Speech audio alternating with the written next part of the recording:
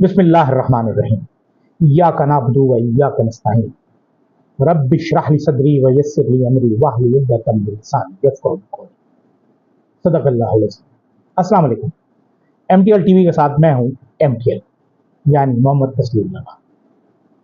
आज हम अपनी गुफ्तगू का आगाज़ करेंगे तौहीन अदालत केस से, जो सुप्रीम कोर्ट ने आज उसकी समाअत हुई, जिसमें फैसल वाउडा और सैयद मुस्तफ़ा कमाल, एक MNA और एक सेनेटर, इन्होंने तौहीन की, जजेस की तौहीन की, नाम लेकर की। और उसके बाद फैसल वाउडा ने तो माशाल्लाह हद ही कर दी कि जी हम उनके पगड़ियों के फुटबॉल बनाएंगे, मतलब सरों का मोबाइल फुटबॉल बनाएंगे जजों का, और नाम लिया बाकायदा 2 जजेस का, मोहतरम जजेस का।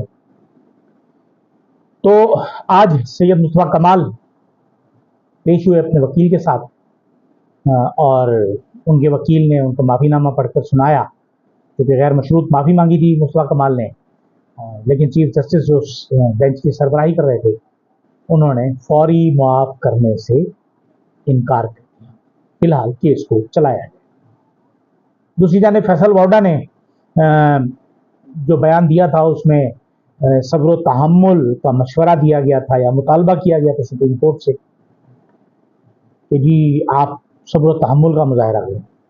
आज उनके जो वकील थे मोइज़ अहमद और फैसल वाउडा, उस पर गुफ्तगू हुई और उन्होंने चीफ जस्टिस ने कहा कि आप सोच लें आप क्या करना चाहते हैं, आप क्या चाहते हैं, हम इसको आगे चलाएंगे। तो क्योंकि बाकायदा नाम लेकर उन्होंने प्रेस कॉन्फ्रेंस शुरू की थी फैसल वाउडा ने, और बड़े ख़तरनाक जुमले इस्तेमाल किए थे, तो इस पर उनके वकील को चीफ जस्टिस ने 1 हफ्ते का टाइम दिया कि आप अपना बयान दोबारा जमा करें। लेकिन साथ ही साथ उन्होंने जो 34 चैनल्स हैं जिन्होंने ये प्रेस कॉन्फ्रेंसें और इससे मिलती जुलती दूसरी प्रेस कॉन्फ्रेंसेस बराह रास्त ब्रॉडकास्ट की थी, उनको भी शो कॉज नोटिस इशू कर दिए और 15 दिन के अंदर उनसे जवाब तलब कर। बाकी चीज़ अपनी जगह, बाकी बातें अपनी जगह।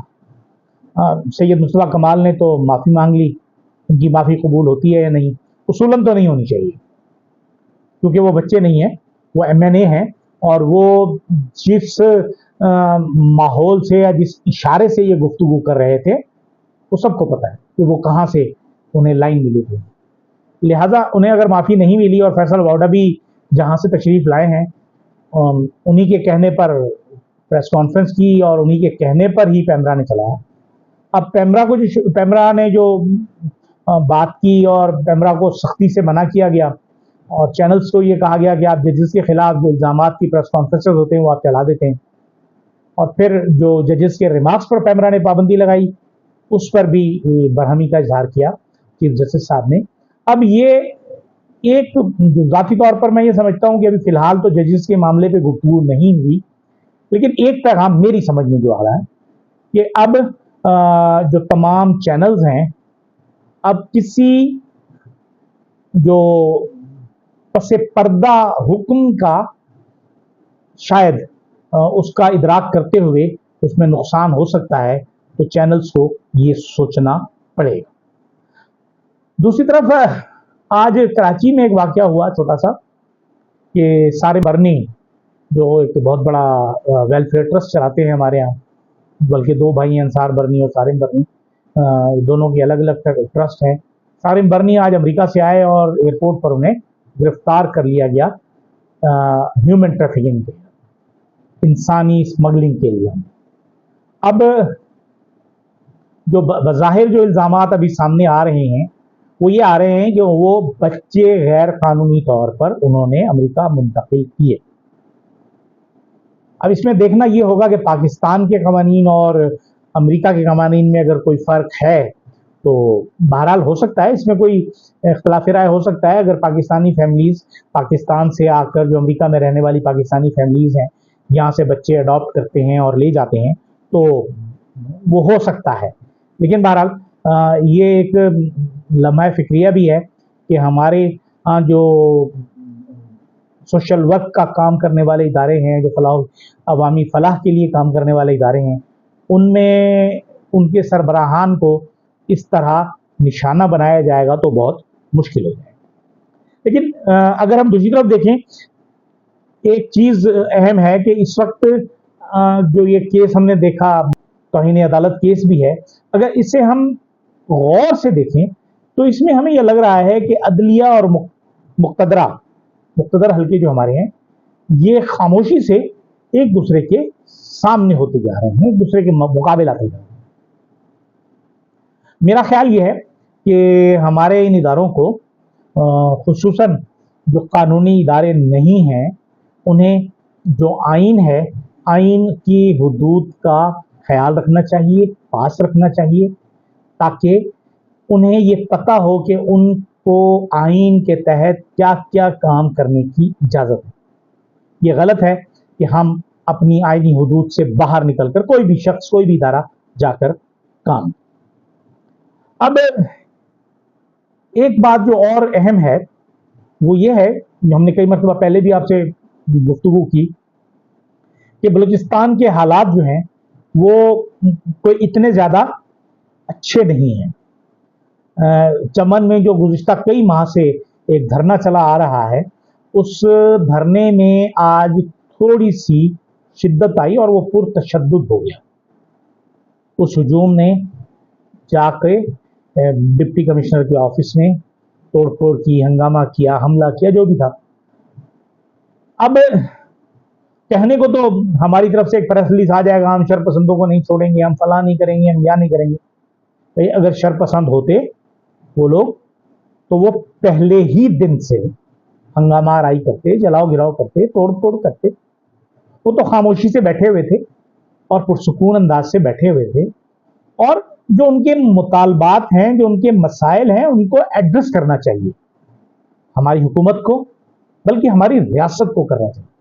बलूचिस्तान एक ऐसे आतिशफिशां पे बैठा हुआ है जो अगर फट गया तो हम कुछ भी नहीं बचा पाएंगे और सब कुछ हमारा जाया हो जाएगा। हमारी 75 साल की मेहनत बर्बाद हो जाएगी, और शायद हमारे दुश्मन और हमारे दोस्त नुमा दुश्मन, जिसे मैं अमेरिका कहता हूं, भारत कहता हूं, इसराइल कहता हूं, ये तमाम जो हैं नहीं चाहते कि पाकिस्तान तरक्की करे या पाकिस्तान के अवाम तरक्की।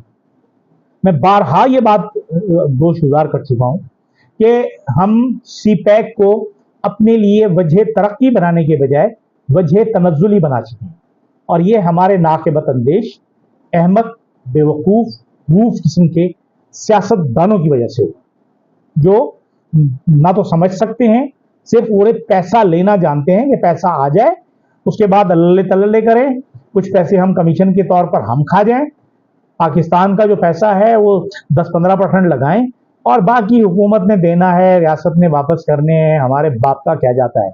इनकी जायदादें और प्रॉपर्टीज तो बाहर हैं, कोई दुबई में बैठा हुआ है, किसी की प्रॉपर्टीज दुबई में है, तो किसी की स्विट्जरलैंड में है, तो किसी की अमेरिका में है, तो किसी की इंग्लैंड में है, किसी के सरे महल हैं। तो ये तो कोई इशू नहीं है लोगों के, लेकिन जो हमारे ताकतवर हल्के हैं, जो इन्हें सपोर्ट करते हैं, उनके लिए लम्हा फिक्रिया है कि वो क्या करेंगे। लेकिन बहरहाल वहाँ भी जो बहुत टॉप मोस्ट लेवल के लोग हैं, वो टॉप लेवल के लोग हैं, वो इसी तरह ही माल बनाते हैं, और माल बनाने के बाद आगे चले जाते हैं।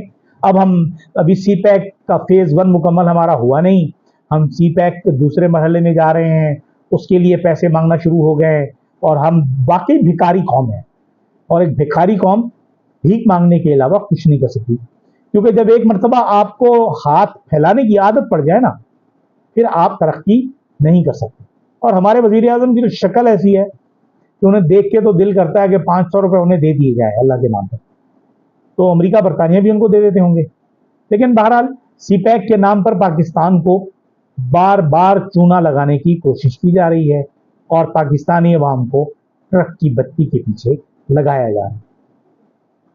हमारी दुआ है कि अल्लाह ताला हमारे मुल्क को इन अज़दहों से, इन झोंकों से और इन आकाश बेलों से बचाए, इनसे महफूज करे और इन्हें नेस्तो नाबूद करे। इजाज़त दीजिए, اللہ حافظ.